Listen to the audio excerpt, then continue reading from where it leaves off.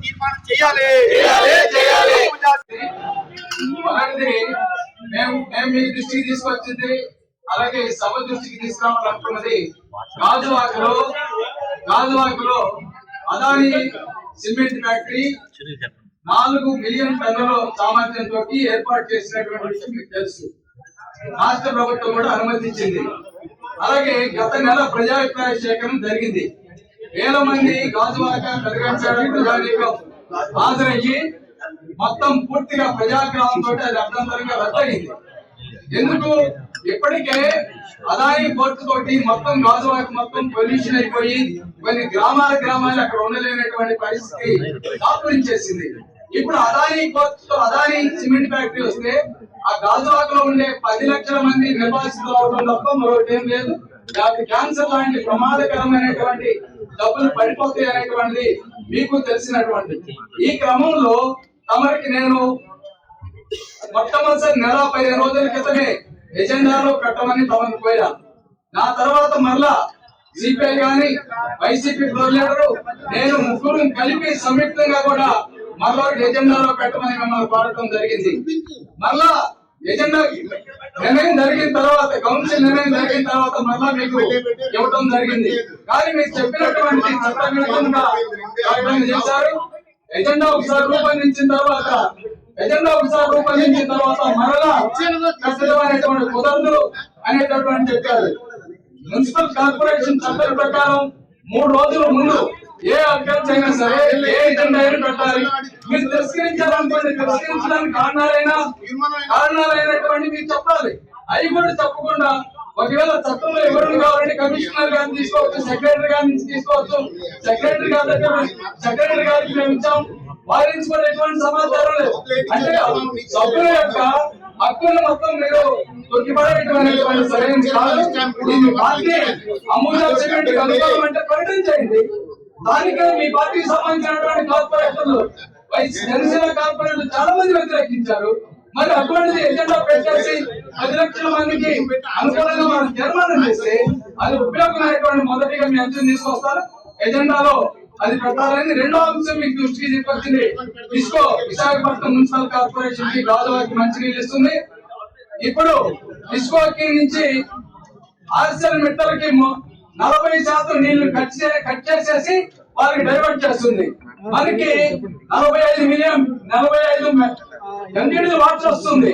ఇప్పుడు 40% కత్తిరించేస్తే, steel plant కత్తిరిస్తే విశాఖపట్నానికి మంచినీళ్ళు ఎలా వస్తాయి అనేటువంటిది నేను అడుగుతున్నాను. కౌన్సిల్ తెలియకుండా ఇస్కో నుంచి ఎలా నిర్ణయం చేస్తారు?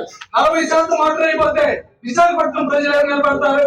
ఆర్సీఎల్ మెట్లకి ఎక్కడో తెచ్చుకుంటారు. మన అనుమతి లేకుండా ఎలా ఇచ్చారు అనేటువంటి నేను అడుగుతున్నాను. ఇది విశాఖపట్నం ప్రజానీకానికి తీవ్రమైనటువంటి నష్టం చేస్తుంది. ఆ నిర్ణయం అనేటువంటి రద్దు చేయాలి. మనకి సంబంధం లేకుండా చేయడం. చివరి అంశం, పెట్టుబడులు సదస్సున్నారు. మనకి డబ్బులు మనకి మనం చెప్పనండి. ప్రజావాసాల మధ్యలో అదానీ సిమెంట్ ఫ్యాక్టరీకి రాష్ట్ర చంద్రబాబు నాయుడు కూటమి ప్రభుత్వం అనుమతి.